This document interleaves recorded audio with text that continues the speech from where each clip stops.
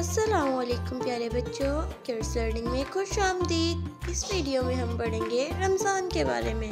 रमज़ान क्या है? रमज़ान इस्लामी कैलेंडर का 9वां महीना है, जिसे दुनिया भर के मुसलमान रोज़े, दुआ, अक्कासी और बरादरी के महीने के तौर पर मनाते हैं। मुसलमान रोज़ा क्यों रखते हैं? ये मुसलमानों के मजहब के अंदर एक फ़र्ज इबादत है। अल्लाह ने सबको रोज़ा रखने का हुक्म दिया। ऐ ईमान वालों, तुमसे पहले लोगों पर रोज़ा फ़र्ज किया गया था और तुम पर भी, ताकि तुम बुराइयों से बचो। रोज़ा हमें इक़्तिदार सिखाता है, खुद पर काबू करना, गुस्से को कंट्रोल करना और लालच से बचना, दूसरों के साथ हमदर्दी से पेश आना, सब्र व तहम्मुल करना, अच्छी कारकर्दगी दिखाना, खाने का ज़ाया ना करना, इत्तेहाद करना।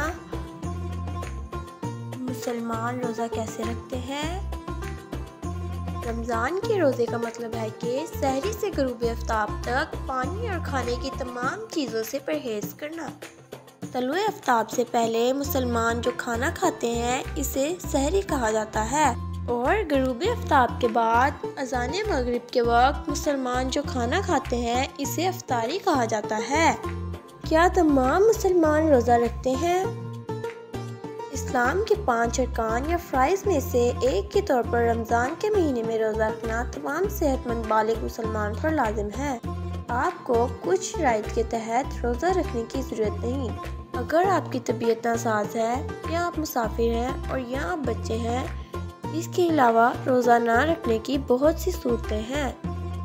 कोई कैसे रोज़ा ना रखने का मुआवजा दे सकता है? अगर रोज़ा ना रख सके तो फ़दिया अदा कर दें, या तो रोज़े की क़ज़ा करके। रोज़े की क़ज़ा का मतलब कि आप वो रोज़ा किसी और दिन रख सकते हैं। रमज़ान में मुसलमान क्या करते हैं?